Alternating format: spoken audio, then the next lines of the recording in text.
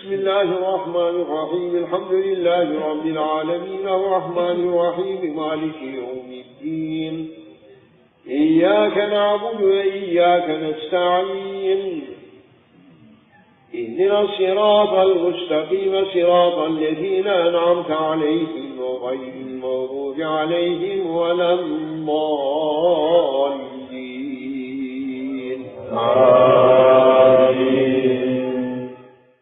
History of the Saints of the Golden Chain. Number 34. Muhammad Effendi al-Yaraghi. I never ceased to stand because of your love on a station where minds are bewildered. Abu Hassan al-Nuri. Shaykh Muhammad Effendi al-Yaraghi was a pious imam respected by everyone. He brought out the treasures of knowledge and its delicate code of behavior and rules. His many sayings were a guidebook to the ways of the seekers. From his forehead the light of heavenly knowledge shone forth. He was very brave in the fight against the Russian imperialists in his time. He had true piety and a very pure faith. He was humble towards everyone. He bore the signs of perfection, having put his ego under his control. He encouraged people to follow the NAQSHBANDI Sufi way and to support it on their tongues and with their actions and in their hearts. He was a garden full of roses from which the bees would gather the nectar and produce the finest honey. People ran to his threshold to attain the happiness of this world and the hereafter. He was a sign of miraculous power in knowing the secrets of the hearts of his followers and in showing them the way to reach the perfect state of divine love. He was a great Sufi, a knower known in all the nations surrounding Dagestan. His fame spread to Turkey, Persia, and throughout the countries of the Arab world. His heart was filled with sincerity and a spirit of the greatest ease and purity. He studied the external in addition to the internal knowledge. He was a scholar of the Quran and the traditions. He mastered the science of jurisprudence. He was learned in chemistry, astronomy, and logic. He was a reference in every science. He trained his disciples who numbered in the thousands. During the day he taught them military strategy for fighting the Russians. During the nights he taught them spirituality. He rarely slept more than 2 hours a day. His food was often only water. His clothes consisted of a single woolen robe. He was familiar to all throughout Dagestan. He lived in the time of the infamous tyrant Shah Shawus, governor of Dagestan. He was born in Koral in Shirwan, Caucasia, on Tuesday the 2nd of Dhul-Qiddah in the year 1191 Hijra, 1777 current era. He was tall and fair-complexioned. His beard was white, and his eyes were green. His voice was soft. From his sayings: if the lovers of the One were to speak about their love for him, every lover would die from that description. The seeker does not want anything for himself except what God desires for him. He does not need anything from the universe except his Lord. If a seeker says after 5 days of fasting, "I am hungry," he is not fit for our way.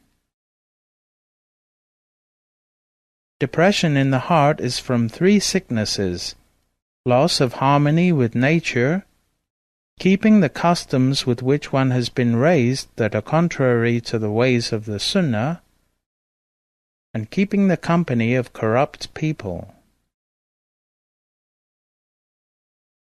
When the hearts despaired of visualizing the essence of God, He sent them His attributes.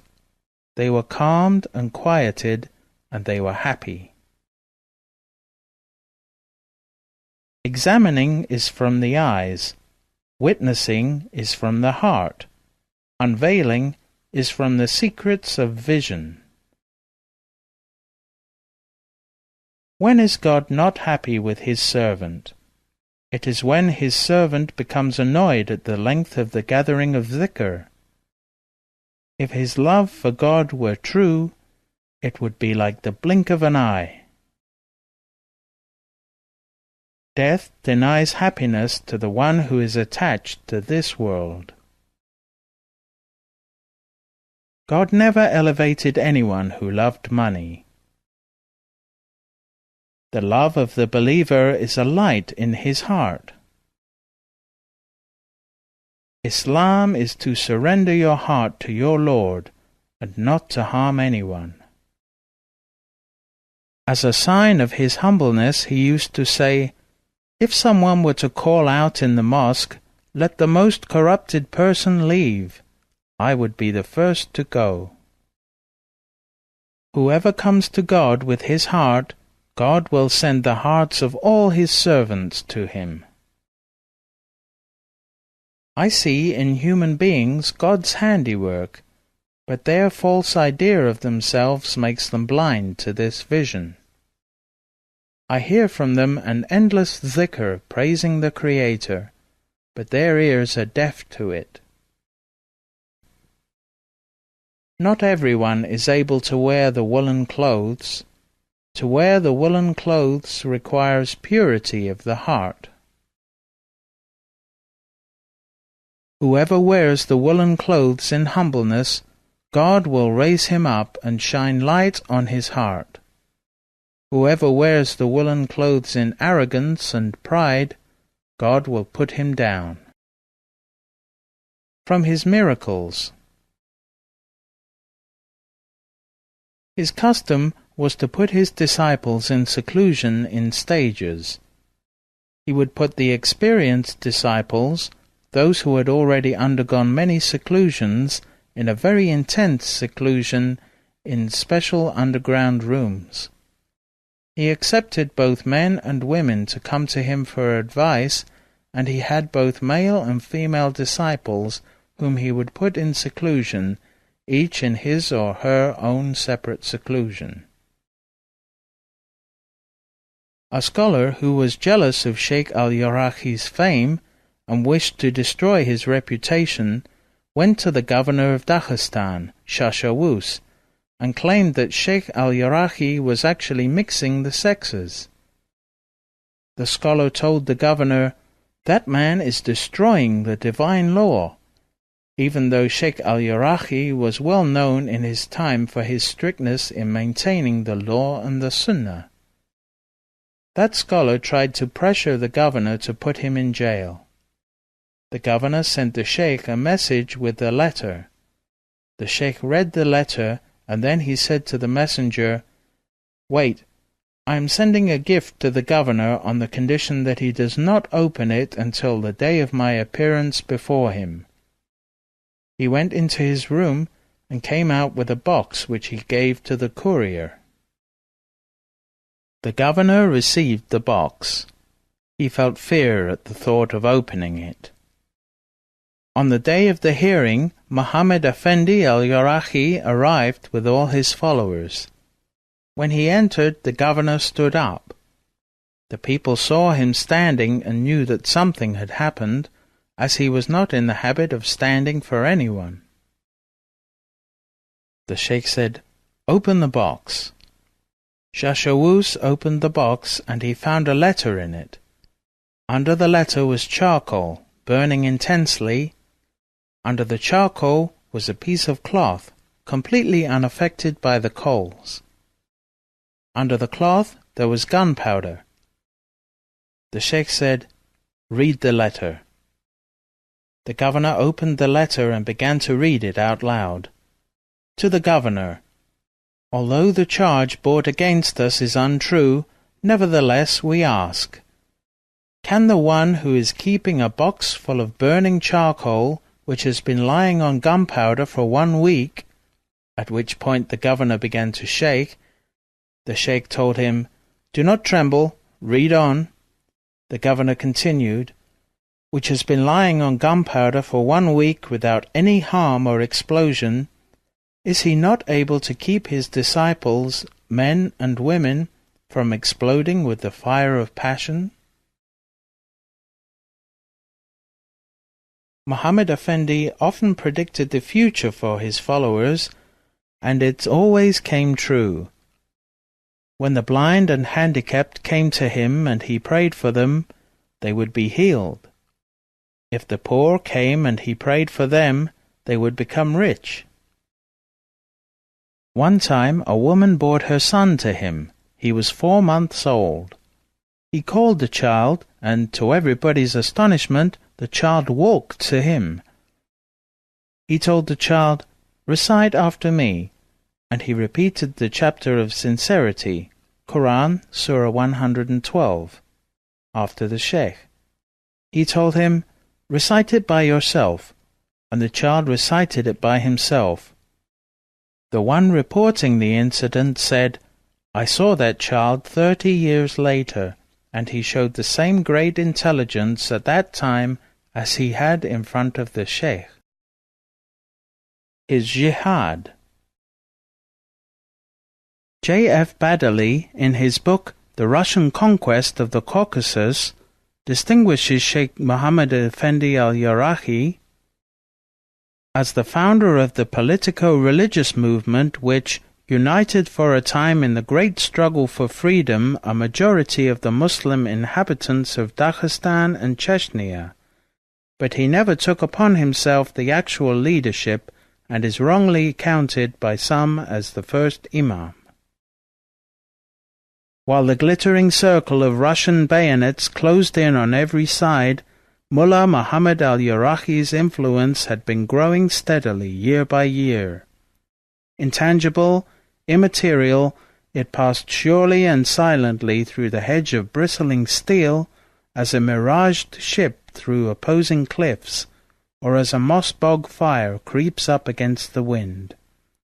The two forces, material and moral, moving in concentric rings of opposite direction, kept equal pace, and just when, to outward seeming, the last spark of liberty was trampled underfoot in central Dagestan by the soldiers of the Tsar, the sacred flame was ready to burst forth and illuminate the land on every side, even to its outermost borders.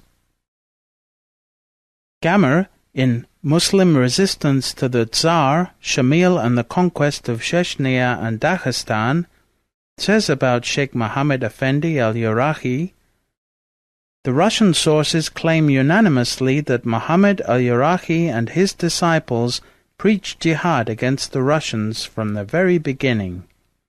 This would not be surprising. Furthermore, the role of Sufi taifas, and especially of the NAQSHBANDI, in jihad movements all over the Muslim world has been emphasized due to the influence of Muhammad al-Yaraghi's preaching. The first concern of Muhammad al-Yaraghi and his disciples was to establish and enforce the Sharia and eradicate the Adat. O people, you are neither Muslims nor Christians nor pagans. The Prophet said, He is a true Muslim who obeys the Quran and spreads my Sharia. He who acts according to my commandments will stand in heaven higher than all the saints who preceded me. Vow, O people, to stop all your vices and henceforth to stay away from sin. Spend your days and nights in the mosque. Pray to God with zeal. Weep and ask Him for forgiveness. Leslie Blanche affirms in her book, Sabres of Paradise, that Shaykh Muhammad Effendi al-Yaraghi was the sheikh of Imam Shamil an-Naqshbandi. During their war against the Russians, he directed him in strategy and tactics, as did Jamaluddin al-Khumuki al-Husseini after him. The first Imam of Dagestan and the first leader of the Jihad against the Russians was Ghazi Muhammad ibn Ismail al-Dagestani, also known as Ghazi Mullah. He took initiation in the Naqshbandi order from Sheikh Jamaluddin al-Khumuki, the Khalif of Shaykh Muhammad Effendi al-Yaraghi. Gammer says about him, Sayyid Jamaluddin then took Ghazi Muhammad to his murshid, Shaykh Muhammad al-Yaraghi, to complete his instruction in the Sharia. Muhammad Effendi allowed him to spread the tariqat in Dagestan and gave Ghazi Muhammad his own daughter in marriage. Ghazi Muhammad thus became one of Jamaluddin's Khalifas and acted very energetically and successfully. Sheikh Abdullah ad-Daghestani mentioned that Shaykh Muhammad Effendi al-Yaraghi had a vision of Shaykh Ismail al-Shirwani, ordering him to carry out by permission of the Prophet the jihad against the oppressor. He mentions what Shaykh Muhammad Effendi said about that vision. One time, after the prescribed dawn prayer, I lay down for a nap in my mosque. I saw Shaykh Ismail al-Shirwani coming to me, accompanied by the Prophet and Salman al-Farsi. Salman al-Farsi said to me, "Be to your Shaykh as I was to the Prophet." I was digging the trench for the Battle of Khandak, which saved the emigrants and the helpers from the attack of the unbelievers and the oppressors. He pointed to Shaykh Ismail al-Shirwani and said, "For a long time, Ismail al-Shirwani encouraged you and Khas Muhammad to establish a front against the invader. So now is the time." Then Shaykh Ismail looked at me and said, "My son, you now have my permission to go ahead and you will be supported. Declare the jihad." Gammer mentions this story in the following manner. Inside Dagestan there was now a general movement towards a united stand against the Russians. No less important, Shaykh Muhammad al-Yaraghi moved from tacit to open support of Ghazi Muhammad, and in September 1830 declared jihad against the Russians. Shaykh Abdullah said about Shaykh Muhammad Effendi al-Yaraghi's connection to the jihad against the Russians, who were attempting to take control of Dagestan. When Shaykh Muhammad Effendi al-Yaraghi received permission for jihad in that vision, he was ordered to raise the mujahideen and to support them. One day in his supplication he said, "O God, as you sent to the Prophet one of the two Omars, send to me imams for the mujahideen to train them in the spirituality of the NAQSHBANDI Sufi way, and to support them through the sheikhs of the golden chain, especially the living sheikh of their time." The first Imam, Ghazi Muhammad, was martyred in a Russian attack in 1832. He was succeeded by the second Imam of Dagestan, Hamza Bek ibn Ali al-Hutsali. Gammer describes his appointment to the leadership of Dagestan. After the first Imam's death, the ulama and dignitaries appointed Hamza Bek in his place. The gathering and the appointment of the new Imam were the initiative of Shaykh Muhammad al-Yaraghi. Muhammad al-Yaraghi, understanding well the negative effect of Ghazi Muhammad's death would become stronger with the passage of time, prevented them at the very beginning by the swift appointment of a new Imam. About Imam Shamil, 1212 to 1289 Hijra, 1796 to 1871 current era, who led the jihad against the Russians as the Imam of Dagestan for 25 years, Gammer says, Shamil followed his elder friend, the first Imam of Dagestan, Ghazi Muhammad, to be initiated into the Naqshbandiya by Sheikh al-Sayyid Jamaluddin, and to be ordained as a Khalifa by Shaykh Muhammad al-Yaraghi. About his selection to be the third Imam of Dagestan, after the assassination of the second Imam, Hamza Bek, Kamr says, he summoned a meeting of the ulama and other dignitaries to choose a new Imam. Indeed, the participants unanimously chose Shamil. In this, they were influenced by the strong support given to Shamil's nomination by Sayyid Jamaluddin, the only murshid in Dagestan after the death of Muhammad al-Yaraghi, no less than by Shamil's strong personality. Sheikh Abdullah said about Imam Shamil, the success of Imam Shamil against the oppressor was due to the spiritual support he received from Sheikh Khas Muhammad, Sheikh Muhammad Effendi al-Yaraghi, and Sheikh Jamaluddin al-Khumuki through the support of the Prophet. No single force was able to defeat him as long as he was granted that spiritual support. One time, Sheikh Muhammad Effendi al-Yaraghi sent a message to Imam Shamil via Sayyid Jamaluddin al-Khumuki. Always keep your connection with us. You will defeat everyone. Otherwise, you will be defeated. Shaykh Muhammad Effendi al-Yaraghi died on the 17th of Muharram, a Wednesday, in 1265 Hijrah, 1848 current era. He authorized his successor, Sayyid Jamaluddin al-Khumuki al-Husseini, to carry on as the master of the way with the secret he had been given by their common sheikh, Ismail ash-Shirwani, as he had been ordered.